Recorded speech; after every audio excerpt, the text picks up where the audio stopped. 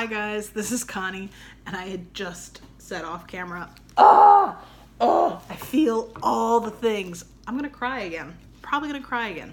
So this is gonna be the conclusion. We have an author's note from what I'm seeing, and acknowledgement, and I don't need to read those things. You can see those on the back of what you call it. So let's read the last and conclusion of The Dogs of Winter. Author's note. After the fall of the Soviet Union in 1991, the social and economic fabric of Russia was left in tatters. Gone were the government-controlled systems such as healthcare, rent control, and pensions that had provided some semblance of a safety net for families, children, the elderly, and those living on the edge of economic stability. As a result, many parents, in the cities and in rural villages, could no longer afford to keep their children. Alcoholism, physical neglect, and abuse tore families apart, forcing children to take refuge on the streets. By the mid-1990s, estimates of the number of homeless children in Moscow and St. Petersburg were anywhere between 80,000 and 2 million. Most of these children formed packs and lived in abandoned buildings and in the city's large underground train stations. The children were both ever-present and subtly invisible, a backdrop at best to city life. Ivan Mishukov, I'm totally going to butcher this name, I apologize, this sucks. Ivan Mishukov was one of these street children. In 1996, at the age of 4, Ivan left his abusive home, or was sent away by his mother, no one knows for sure, and ended up on the streets of western Moscow. What distinguished him from the thousands of other street children was not his age or his circumstances. Ivan chose to depend on a pack of feral street dogs rather than other children for his survival, and eventually to be his family. For the next 2 years, Ivan established a very close symbiotic relationship with the dogs. He begged for food from passers-by and shopkeepers and shared his food with the dogs.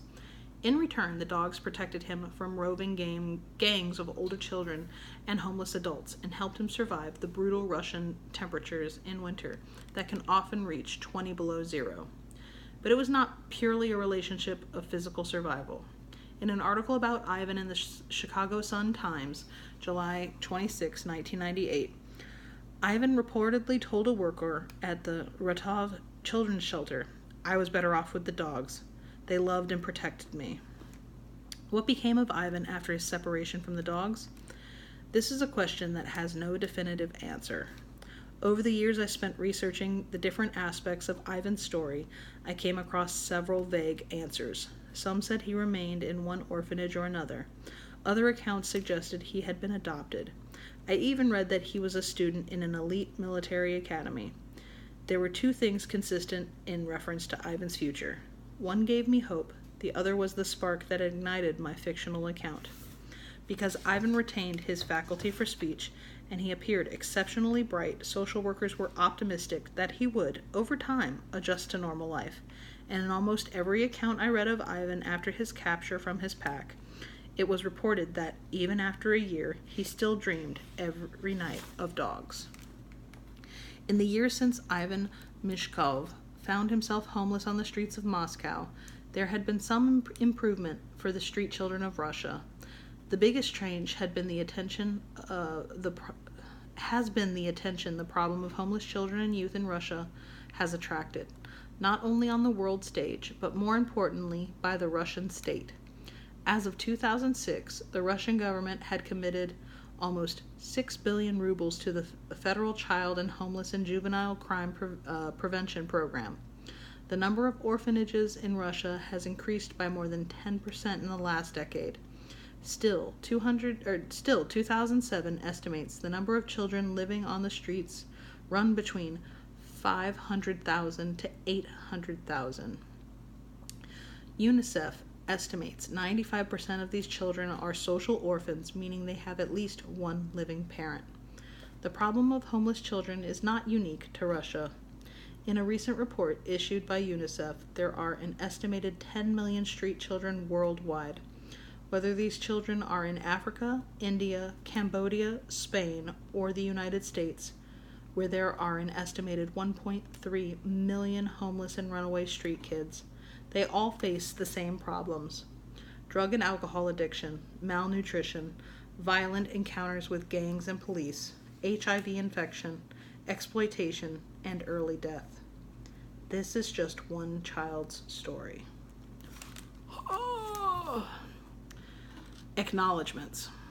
As always, I owe a huge thank you to my agent, Alyssa Eisner-Henkin, for opening her heart and championing Mishka's story.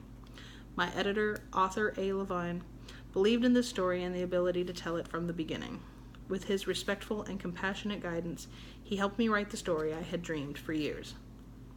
I would not have encountered the inspiration for this book, Ivan Mishkov, without Julie Richards' article, The Wild Children, When Nature Replaces Nurture, in Best Friends magazine way back in 2005. A special thank you to Best Friends Animal Society for all they do for homeless animals. 2 books in particular were vital in my research. Many thanks to Michael Newton for his excellent examination of feral children in his book, Savage Girls and Wild Boys, A History of Feral Children. Margaret Mitchell's memoir of her time in Russia, Armed with Patience, helped me understand life in Russia in the mid-1990s. An invaluable resource that helped me see what life was and still is like for Russia's homeless children was Hannah Polak's critically acclaimed documentary, The Children of Leningradsky. Many thanks to Hannah and Active Child Aid for their continued efforts to make these invisible children not only visible, but valued. Bottomless thanks to the patient and talented members of my pack, Chris Graham, Laura Kohler, and Jean Reagan. Y'all watched me gnaw on this bone for a long time. Also thanks to Lisa Actor, Corrine Humphrey, and Sydney Salter for reading early drafts and providing the 2 things writers need most: support and feedback. Finally, I would like to thank my husband, Todd, who makes me feel loved and protected. And this book was designed by Whitney Lyle. The text was set in Saban, a typeface designed by Jan Chishold in 1967 as a variation of Garamond. The display type was set in Surlo, which was designed at Linotype Design Studio around 1900. The book was printed and bound at R.R. Donnelly in Crawfordsville, Indiana. Production was supervised by Star Bear, and manufacturing was supervised by Adam Krutz. And that is this book. Bobby Pyron's The Dogs of Winter. That's the end of it.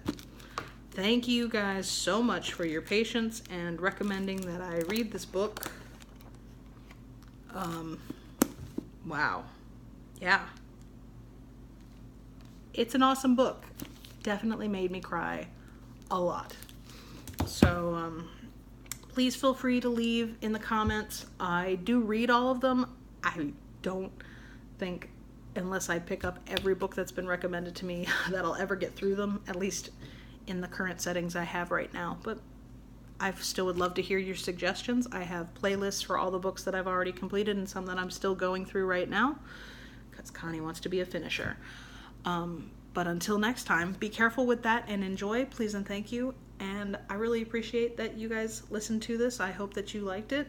And hopefully I will see you for the next book that we read. I have a couple of different suggestions, but I have a couple that I still need to finish. So, yeah. Have a great one, and I'll see you next time.